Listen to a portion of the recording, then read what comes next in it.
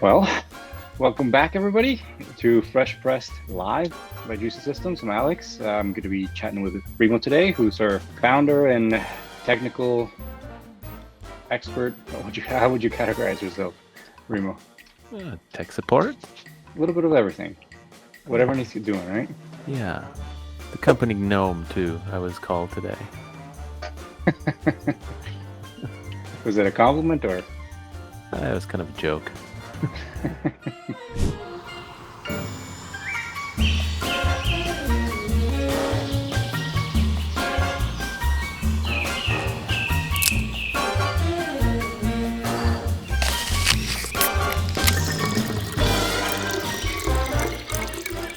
So, going to be doing a little bit of something different today. We're going to be basically walking through how a juice production line really works from, let's imagine it from, the fruit itself down to the bottle, whether you're pressing for cider, pressing for fresh cold pressed juice, or just running an industrial line to sell apple juice or some sort of juice.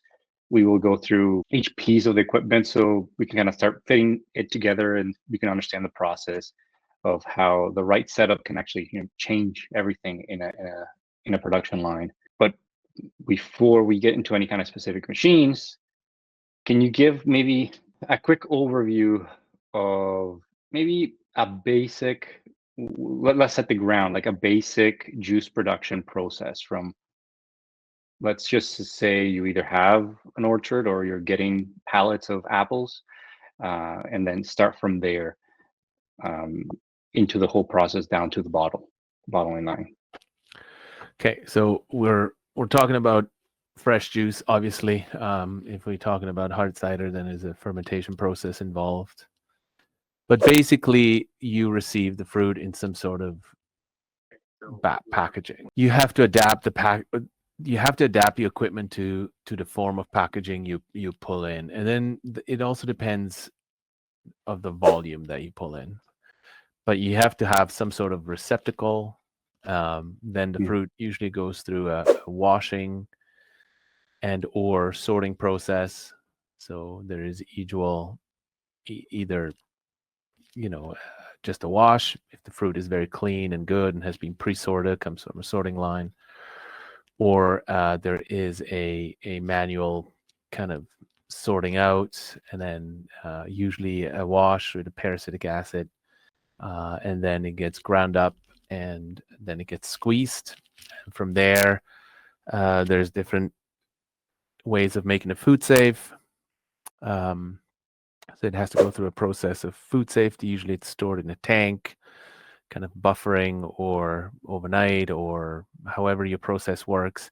And then it goes some sort of food safe process. And then it goes into a bottle, a sort of receptacle. Can be a bottle, can be a bag, can be a can, anything really, plastic, glass. Yeah, I think you covered it perfectly. Did you cover pasteurization if it needs? That's the further process. There's different types of pasteurization that we can get into at a later date. And there's different types of washing. Yeah. There's different types of receiving. There's a lot of machines that you can get if you're a machine junkie. This is a wonderful place to be. Yeah, I think that, like you said, you covered all the different steps, and it's depending on your operation, your needs, and again, as you scale, right, as you grow, you need to either replace if you can, or build a different line to meet the needs that you have. What kind of at the beginning, what's inherent to every line, and it doesn't matter whether it's a juice line, packaging line, any sort of production, you will have a bottleneck somewhere. Like there's one piece that is just the slow part. Ideally, the difference in speed or throughput or anything like that is not as great, and you can kind of, it kind of flows.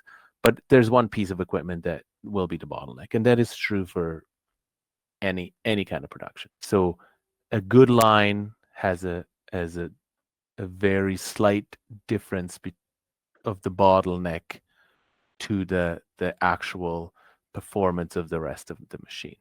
So why don't we go back to the beginning? Can we give some information? I feel like if we skip input, like either a bin tipper, if you're, maybe you're putting the boxes by yourself, if we skip that part and we go into, the washing, for us, like washing elevator grinder, Well, part of the equipment.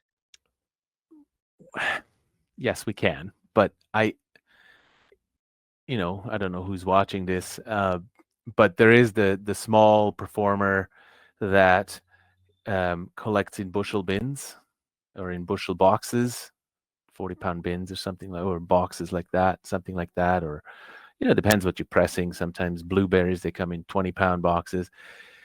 But it's kind of important to note what there is out there, because we can, again, this can be your bottleneck if you have really good machines and you dumping by hand because you're receiving that doesn't make sense. So if you don't have, like if you have large volumes, we have worked with people, they come with a 55,000-pound truck and gates open and it goes into a pit. That is the receiver of the fruit.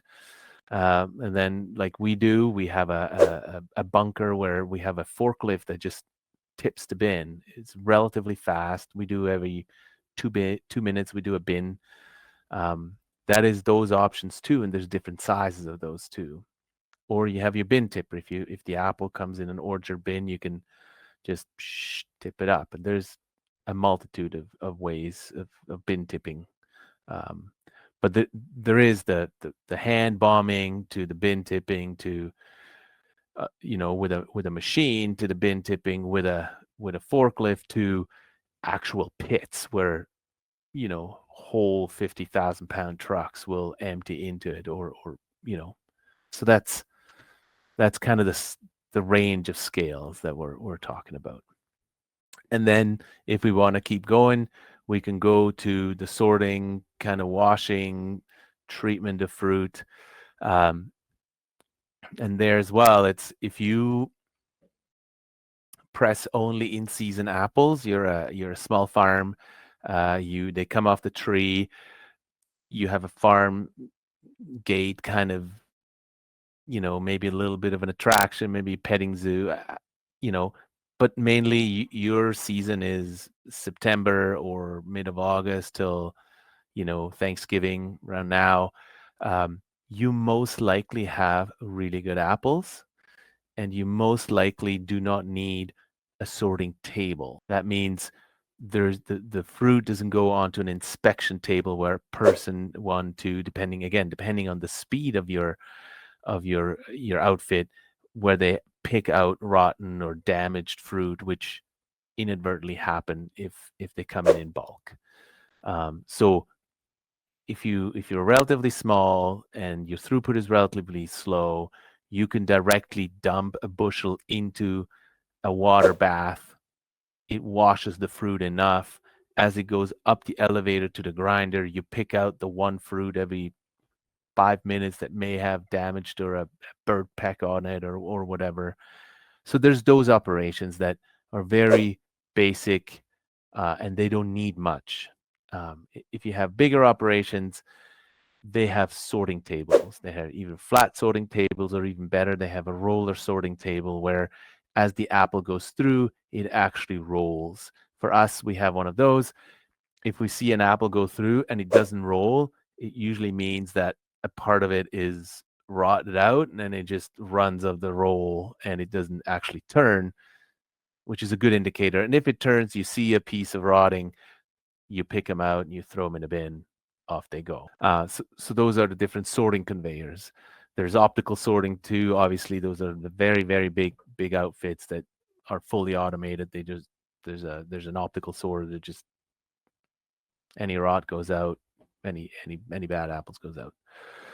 And then you have the washing. So again, there's the very simple where the apple just goes into a bath and it just submerged by water. As it goes up the elevator, it gets a last spray, and up it goes into the grinder. Good enough. We're pasteurizing with heat after. Any pathogen will be killed anyways.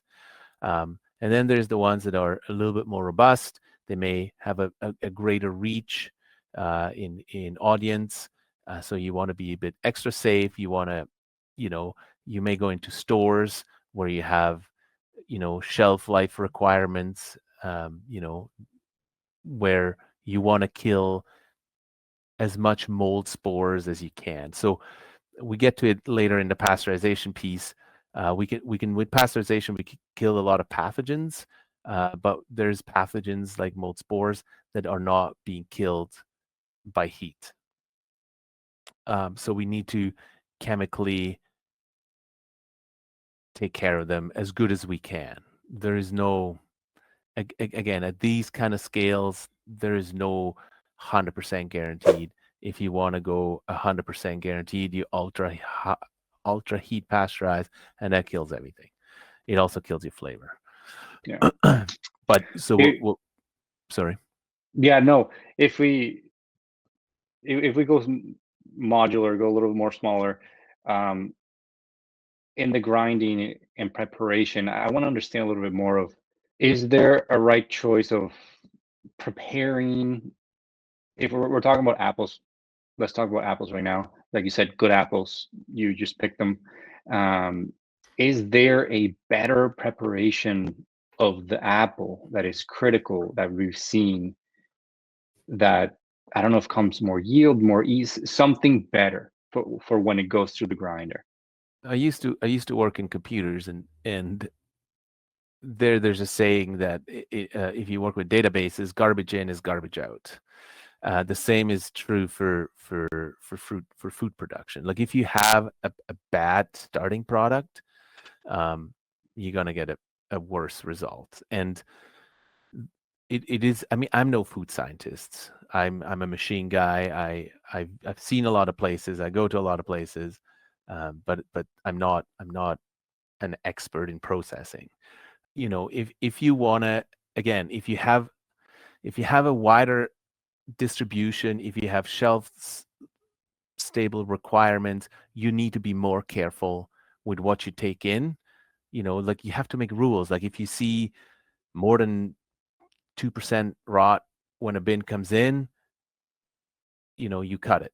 You're like, okay, you're out. Because if it's rotten on top, it's probably even worse on the bottom.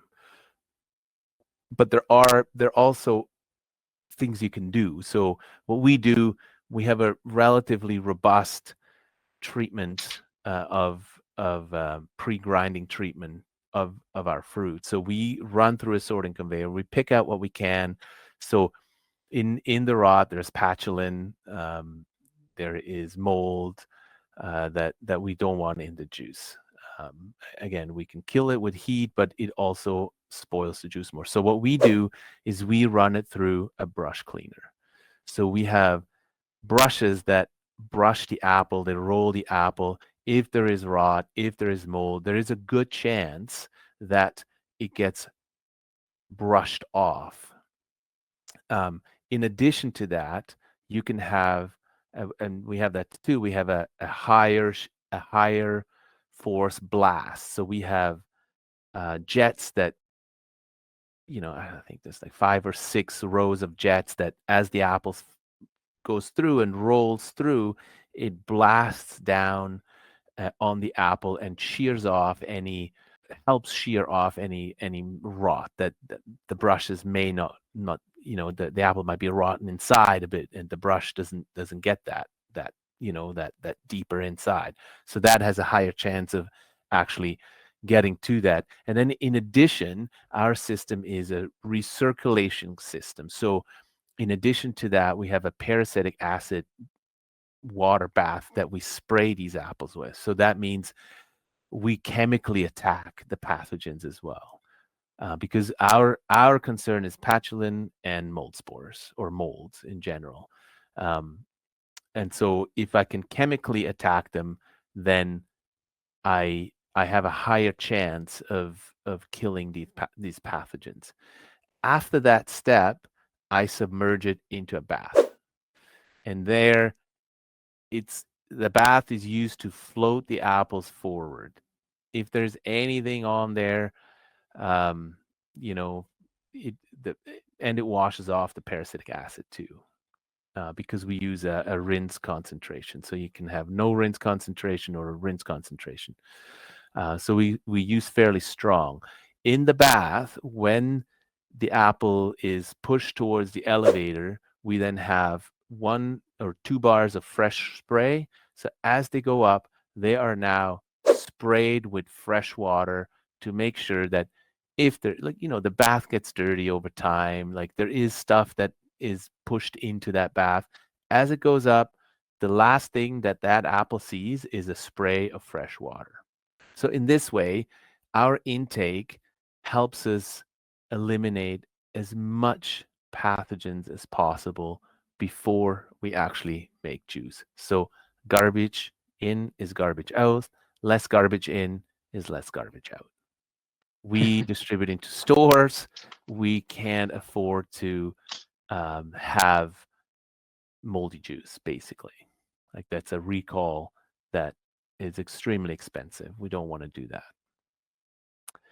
Yeah. If we follow the process, the apple gets taken up into a grinder, it gets ground up, and then it goes into a bell press. Yes. So that's a very, we can run our pressing line with 2 people, basically. One person sorts and one person dumps. Takes care of dumping of the apple and removal of the mash. It's very, very efficient. And we do up to 30 bins in an hour. So for any kind of, sometimes if later in the season apples get worse, we have 2 people on the sorting place because we just, one person, it goes so fast, one person can't sort fast enough. But, any of these bell press systems are basically 1 to 2 people operations. If you want to make sure there's 3 people, if you have the labor and you don't want to stress as much, it's 4 people, but usually 1 to 2 people is enough. Once it's ground, it goes into the bell press. It's an automatic process. The juice is squeezed out. The mash comes out the back and gets conveyed out the building into a receptacle that gets filled and then changed, and then it's either taken away by farmer that has cows.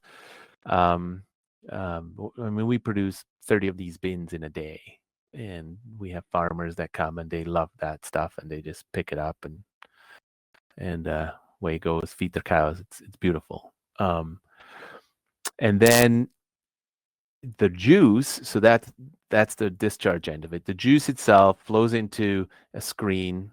It's a rotating screen. It gets screened out. It gets filtered of particles, and then it gets automatically, again, this happens automatically, it gets pumped into a tank.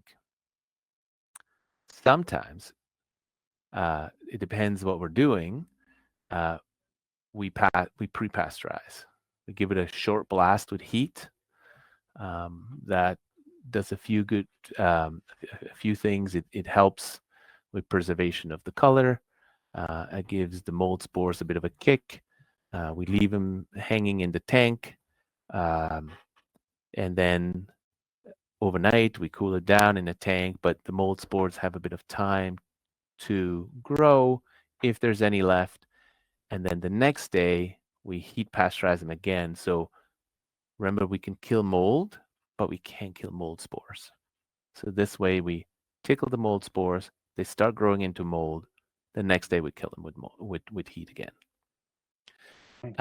From there, the process is any receptacle. So from the tank, you can settle it out as well. The enzyme treated. If you want clarified juice, if you want a cloudy juice, you can use a stirring tank and stir it up, and then we heat pasteurize. So we raise it up to 185, and we fill it hot into the bottle.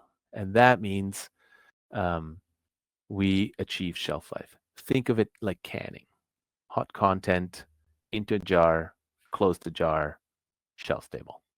There's other methods. There is a UV pasteurization, which means you have to stay in the cold chain.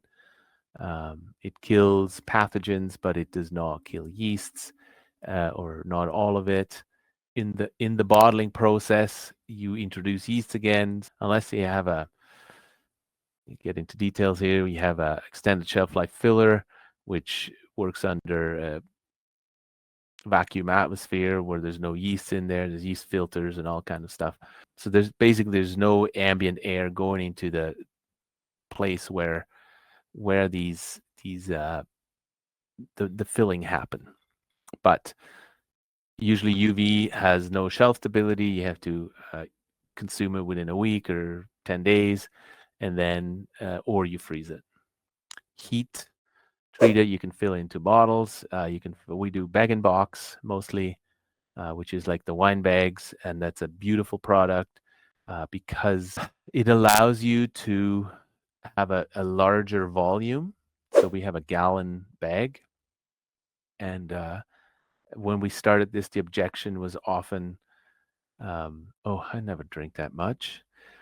The fact of the matter is, though, that you can keep the juice on the shelf, so here on the table, unrefrigerated, for 2 months, sometimes more. Like we have had cherry juice, we have 20 liters, so that's 5-gallon bag and box of cherry juice on the shelf, months, 6 months, easy.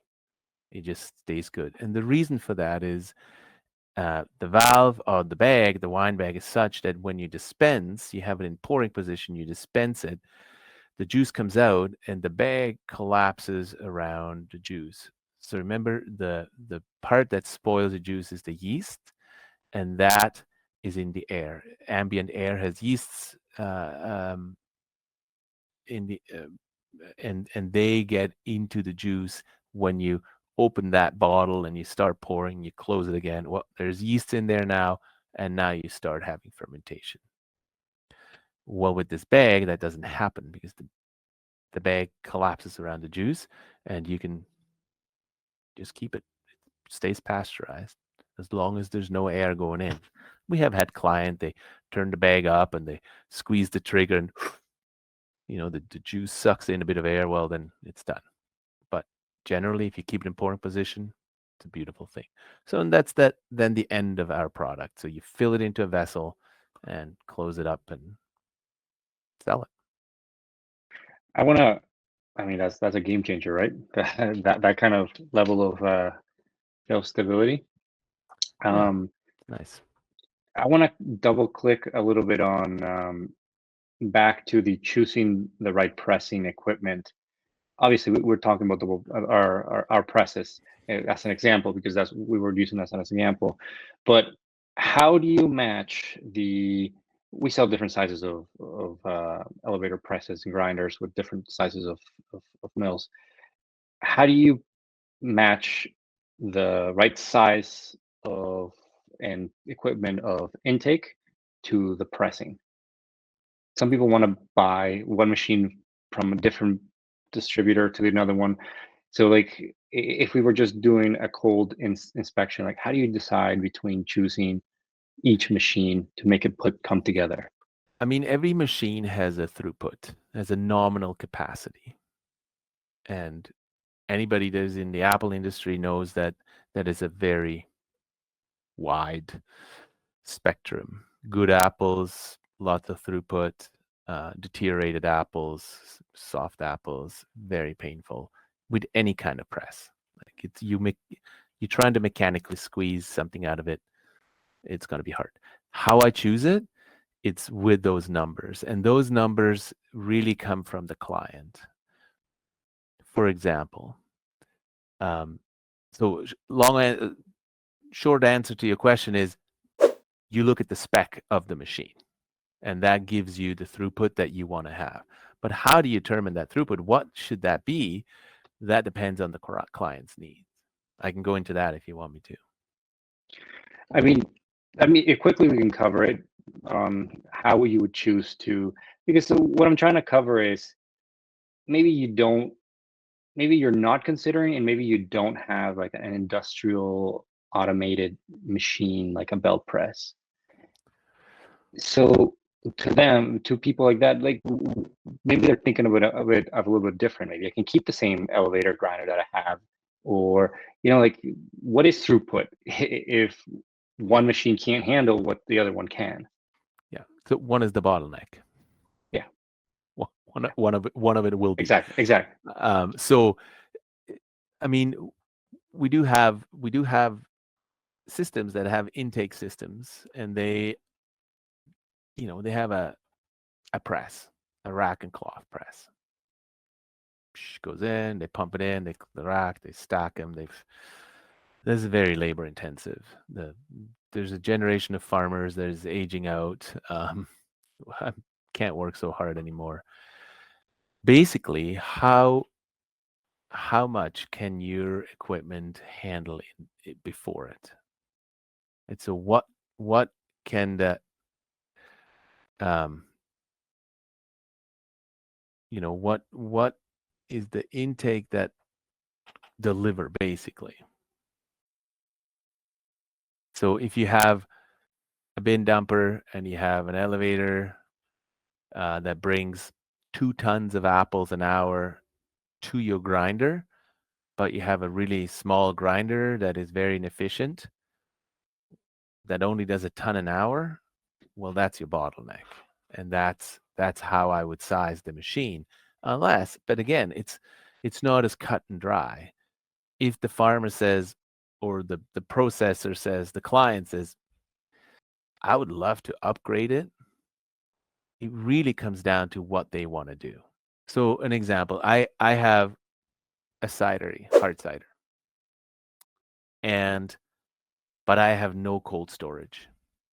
So I need to process all my apples in season. As they come off the tree, I'm going to give her hell. I put them into tanks, I ferment it, and I'm going to keep it in my tanks, cold, chilled, and I can draw from there and make my blends and whatnot. And I go through, I don't know, 50,000 gallons. I will pack the bulk of it as quick as I can, whatever. But I press everything in season. So that is a different scenario than the guy that says, I don't have an orchard, but I buy my apple from cold storage, controlled atmosphere, CA. I do 50,000 gallons a year, but I don't have to do it all at once. Well, that's a smaller system than the guy that needs to do it all at once. Because he says, oh, I do batches of, I don't know, 1,000 gallons. I do 1,000 gallons every week. Well, it's 50 weeks, 50,000 gallons. Well, I give him a very small press that can do, our smallest press can do 1,000 gallons in a day. Easy. That's what he's going to get. Yeah, I think that if you can go into, because I'm thinking about, all right, well, if we're looking at like a car, what kind of features should people pay attention to, like pressure, throughput, automation? What should they really be looking for? And are there gimmicks that maybe they shouldn't be paying attention to, or less important for the press? Yeah. So the belt press, the modern belt press has a wash system, and that is often one of the things that cause problems 2 ways. One is water usage on the intake side, and then the other one is water usage on the outtake side, so on the discharge side. That's one thing, water usage. I'll get into it a bit later. And then there's people that are very they have say high value cider apple. They have a hard cider apple orchard. They get top dollars for their juice. They want to make sure they squeeze the last little bit out of it. So That is just a, which press has the highest yield. They go through a set of rollers. Our smallest press is 3 rollers. The next one up has 4 rollers. The biggest single bell press has 5 rollers. The small double bell press has 8 rollers. The big double bell press has 15 rollers. So now we're talking again throughput, yield, but the part that we see most causing issues is the water. On the intake side, people are on a well. We had client install a large tank and fill it overnight when the well has time to fill it, and then they do run it during the day. The pump still keeps filling from the well, but it's like we use 2 gallons a minute, so it's a fairly high water usage. And if your well can't pump 2 gallons a minute or does 2 gallons a minute, and you have other buildings and other requirements on water, well, that's going to be a problem. So that's the one side, but there's options for that. So that the other thing is we can install a interval switch on these presses. So we can say, if you run good apples, you're on a farm, you're running mostly in season, you don't need to have that belt washer going all the time. You can manually turn it off. If you have really good apples, you turn it off for 10, 15 minutes. The press presses, no problem. You see the belt, it's getting a bit soiled, it's getting a bit clogged. You turn it on, run it for a minute until the belt has done 1 full revolution, off again for 5, 10, 15 minutes. No problem. Now there's automated processes where that's what we have. We can turn it on, 2 minutes on, 2 minutes off, 2 minutes on, 2 minutes off. Now you have half the water usage. So Can I that's add something with the water? Because Mhm. something that helped me like understand is like, yes, it might sound like a lot of water, let's say per hour run, but the throughput on that hour is a lot greater too. Yeah. So maybe you only press, 5 hours a day or twice a week, Yep. compared to 5 times or 8 times, Yep. I mean, a lot of the other pressing systems, the rack and cloth, the squeeze boxes, the horizontal presses, the bladder presses, they don't use much water unless you have a bladder press. Then you fill the bag inside with water, but it's generally no water usage. It is a higher labor and a higher intensity, and usually a smaller throughput for the size and price of the press. So there is a trade-off. If you look at the greater water usage, say in an orchard, we're in the Okanagan here, it's really hot in the summer. A farmer waters their trees through, even if they have a high efficiency drip system in the orchard per day, I can guarantee you the water usage is a multiple of what our presses use in a pressing day. So it's relative. Yes, it sounds like a lot if you have, 10 liters an hour, or 2 gallons, 9 liters, 6 liters, somewhere around there. 600 liters an hour, that's 150 gallons an hour, maybe 200 gallons an hour. For 5 hours, that's 1,000 gallons. There's a lot of water, but you put that on your orchard. I have no numbers, but I'm pretty sure, I mean, depending on the orchard too, but I'm pretty sure you can put that on an orchard in a very short time as well. So it's relative. The other thing to look for is, and that is often the larger problem, especially for people that produce a bit more on a regular base and are off the grid, off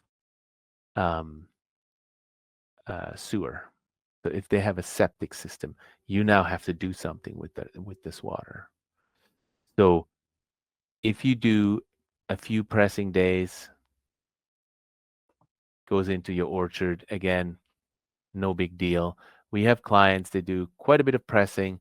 They actually collect it into their uh, fertilizing tanks with their tractor, and they take it back out into the orchard and water the orchard with it. So they use the water, they collect it, they use it, and they take it out again. These are fairly large operations. Most of the smaller farm operations, they have a pressing pad outside. They press in the fall.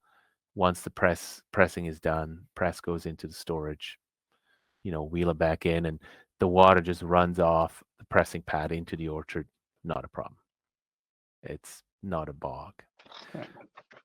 But it is an issue. It is an issue for us. We're a little bit outside in the industrial area, but we're not connected, and we have pits. We have settling ponds, and then run out into a septic field, which is, it takes maintenance.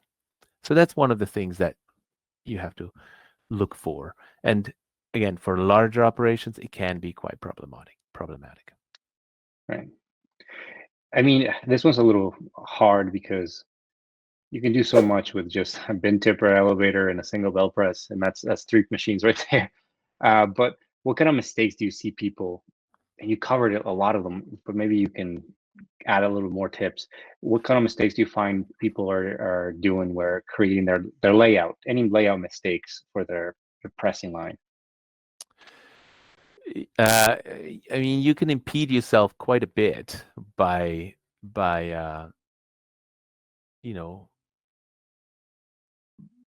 by obstructing yourself with a layout. Often it is, not even the client's fault. It's just the facility that they have. It's just that's what they have, and not every facility is newly built. Like sometimes, not often, but sometimes the clients do not buy the elevator and the grinder. They just buy the press. They say, I got a grinder. I used to have another press. I pump it into a receptacle, and then from there, or I grind into a receptacle. From there, I pump into my press. And this is often true for cold press places, or not often, but I've seen it a couple of times where the pump doesn't actually pump. If you have ginger, for example, turmeric, it's a very dry material, and I've seen large outfits that have ground into a receptacle, and from there pumped into a press, into a bell press, and scooped juice from the bell press. There was a person there dumping juice back into the receptacle so there is enough moisture in the ginger ground to pump it back into the press. So those are things that are like there's no ROI for that. Like, it's cheaper to get a proper elevator and grind directly into the press. There's less moving parts, there's less pumps, there's less hoses, there's less layout challenges. It can be an advantage too if you have a large enough pump that is strong enough and you have the grinding house in one room and the press in the other room. Yeah, sure. Like, there's always things but in general, in terms of layout and obstacle, you want to think of um, a lean kind of approach. Lean is a certification that for manufacturing, and many other things. But it is actually the best, the most efficient way to press is in a U shape, or to manufacture is in a U shape, I believe, unless you have completely different in and out takes. So if you bring the apples in the door and you bring the mash out the door, it does not make sense to have the line go in a long line, because now you bring it in, but now you have to go back there and collect the mash and go all the way along the line to get it back out the door. As I said, some places have a conveyor that conveys it out the other side, which again, it's great, right? Then a different story. But that's kind of the things I see. And I've been in an outfit, they had it all laid out, planned. Here's the fruit. Here's my intake. I move over here, and then I pump it back over here to the bottling line. I'm like, well, you come with the fruit here, you carry it over here, you run it that way, and then you pump it all the way like that. Why don't you turn this whole thing around? You come out here, you go in, you pump the juice over there. So it's the flow is there. That can save time. Just think of, like, right now we have a big tank outside because we don't have room inside. Again, it's an infrastructure challenge, and a lot of places have that. Like, you just don't have room. So every time we have to use that tank, we're gonna run a hose out. That takes, now you got to sanitize it. Now you got to push sanitize it all the way out there, all the way into the tank, right? So it can help if you think about it a little bit beforehand. The other thing in terms of infrastructure that helps is bring services in overhead. It just helps with cleaning. So we have water, we have compressed air, we have power, we have juice going away. The more you can get overhead off the floor, the more efficient you can usually run, clean, move things around, run your operations outside of the juicing, because often the juicing is somewhere in the operation. Not a lot of places have totally separated rooms. So those are kind of the layout. Machines, get the right machine. Sometimes, I understand budget restrictions, and I get it. Money's not unlimited, unless for some governments. But get one thing, work it. Once you create a bit of, usually what we're seeing in general is, if people have an easier time pressing, they usually generate income with it, because they're usually in a growing region and there's other growers around. And if it's really easy for you, you're more likely to say, sure, I'll press your stuff, and then you actually generate income. So it might be worth it to talk to your rep or whatever. I mean, we have a very robust ROI calculator with, what are you doing? You've seen it. How much throughput you have, how many people do you employ, we can finance this for you, right? Where now the numbers make sense much, much, much quicker. In general, the more throughput you have, the more, or the quicker the ROI happens on your investment, especially if you finance. Because when you finance, you really only have to think about the interest part. The pay down on the principal happens over time, but you're going to do that with your payment anyways. But as long as you can recoup your payment, you're way ahead. And often we do that within, large operations. We had one very, very small, smart outfit. He did this calculation over and over and over, and he couldn't believe it. 3 months return of investment.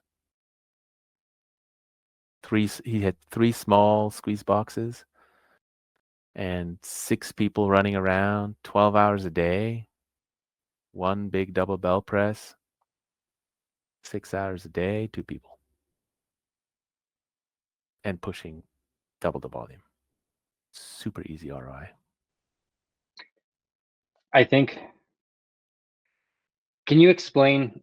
Yeah, no, sometimes it's hard you need to talk to somebody that knows the numbers and has done this many, many times, because maybe you can afford it, or maybe you can't afford not getting the piece of equipment, because you might be able to see the final numbers and you say, well, I make this, I make that. But like, if you actually run the numbers to a more advanced level, let's say, or more in a different way, like, you actually can afford it. And that's something that I really like when you give those examples. So can you explain a little bit, because it took me, I'll be honest, it took me a couple times for you to explain it until I understood what you mean by, if you can pay off the interest, then the payment of the machine is, you're paying that off. Can you explain that to me, like in the office, like I'm a second grader? So before I do that, the one thing that a lot of people do not take into account is their own time and the lost opportunity. So they go like, oh, I pay myself $30. I'm the owner. I'll do it. It doesn't make sense for me to get this machine and pay that. Where, and we don't in our ROI calculation, we actually don't take that into account, but it has to be thought about, and that is like the lost opportunity for your time spending on the machine. As the owner, often with smaller outfits, that is the case. As the owner, what could you do with your 100 hours that you spend pressing instead of pressing? What could you do with that? Could you look after your business? Could you do sales? Could you make relationships? Could you go to trade shows? Could you improve the processes somewhere else in your business? What is the lost opportunity of your time spent stuck pressing when there is a solution that you can hire a very cheap labor basically to run this press, because it really doesn't take much. They basically run themselves, and we come out and train you how to do it, so that's you're not just figuring this out. So you do have our support. So in terms of ROI, so when we look at ROI, we look at the throughput. There's usually a component of higher yield. So how much are you pressing? How much yield you getting? Usually our presses get a higher yield. They squeeze a bit harder. So there is a gain in product. And then usually we reduce the man hours as well as the hourly throughput. So for the same amount of gallons that you have to press, we're not only doing it faster, but we're also doing it with less personnel. So you have a time and manpower advantage. And we stack all these three things on top of each other. I'll give you an example. You buy $100,000 system. You are pressing 50,000 gallons, 200,000 liters. Right now, and you sell that in 32-ounce bottles, 1-liter bottles, 955 or whatever that is. So you make 200,000 units of this, and you're making $1 on each bottle. So at the end of the day, your net is $200,000. Now, and the reason you make $1 is because there's an input component. So how much is the cost of the input, the fruit, whether you grow it or you buy it?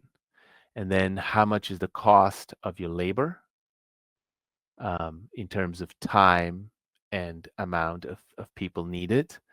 And then how much do you get out of that input? You're making 1,000 gallons in a day and you press 50 days. We now go and say, well, with our machine that costs you, with 4 people, 10 hours a day, 40 hours to get that amount of fruit, the 1,000 gallons, right?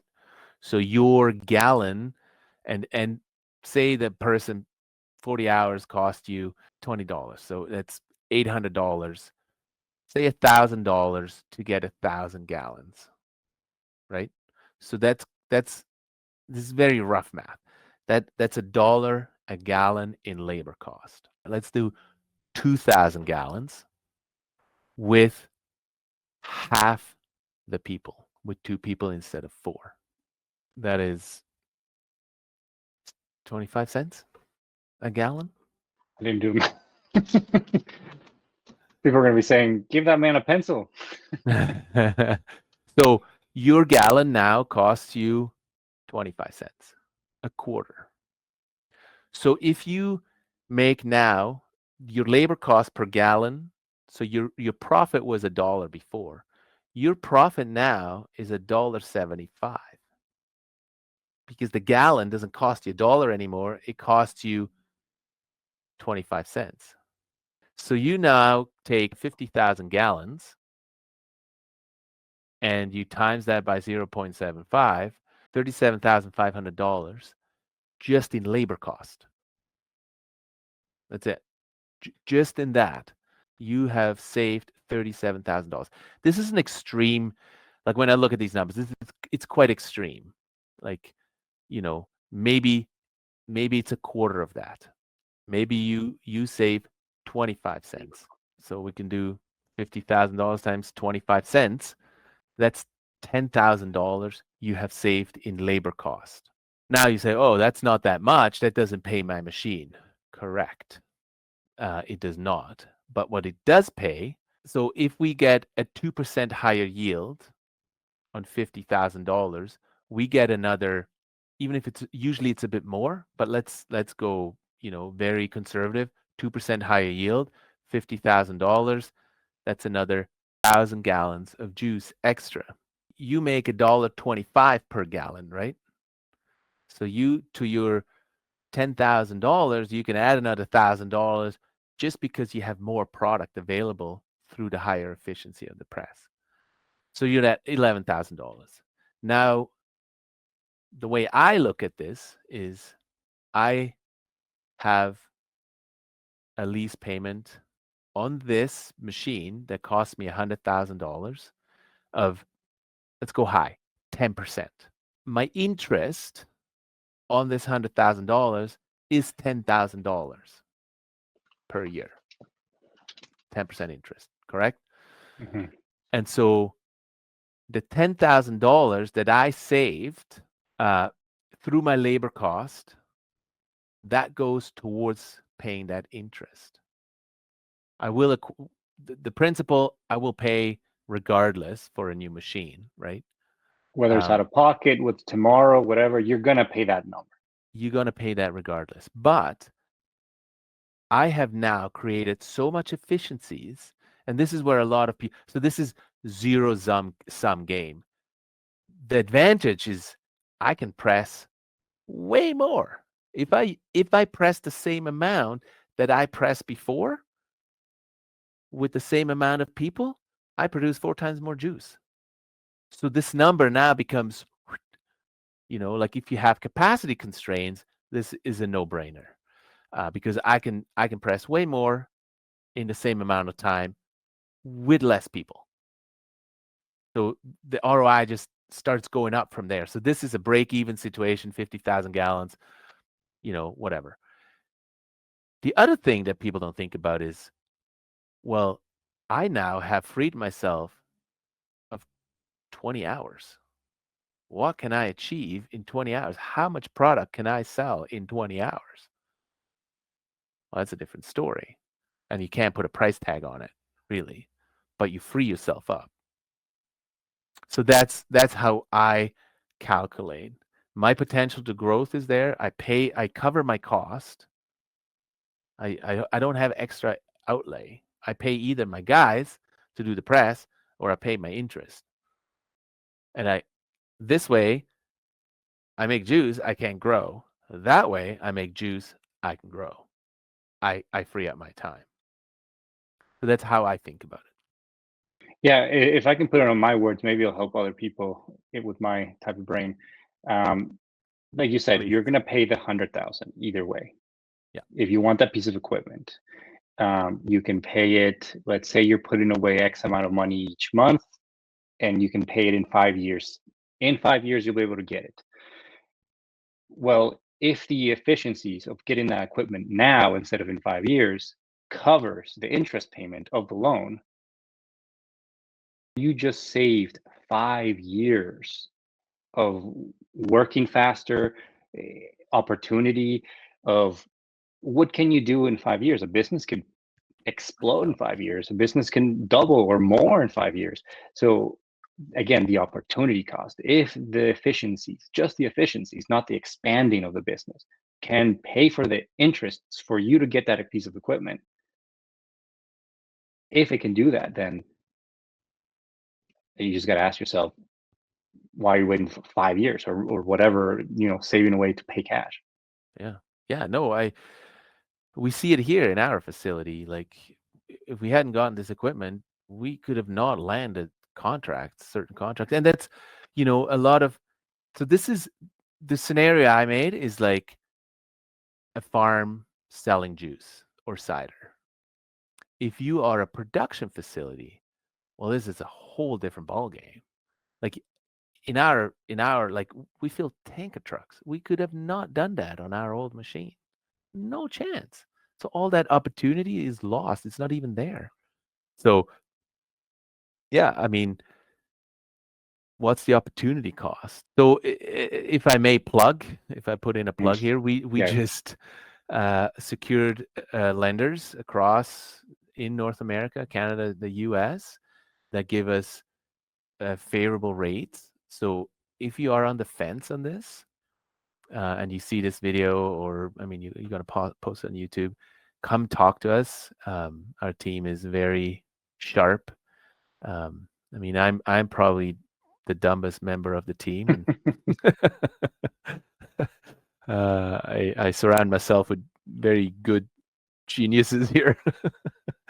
But I think it makes sense if you want to grow, if you want to expand, and you might be a little cash strapped.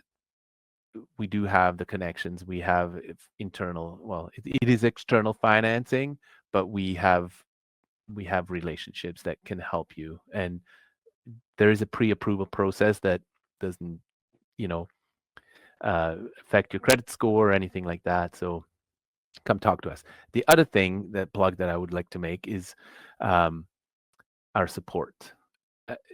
I mentioned this a few times in this conversation. We run this equipment ourselves. We are constantly around it every day of the year with our own machines as well as with our clients.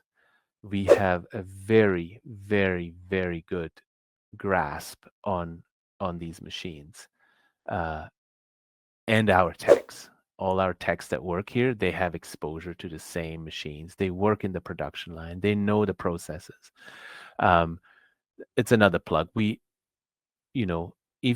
you're serious about your business, the cost of being down, especially if you're in a business that produces on a regular base, that can't wait a week or two until somebody in a foreign country finds the grace to answer you or support you or not.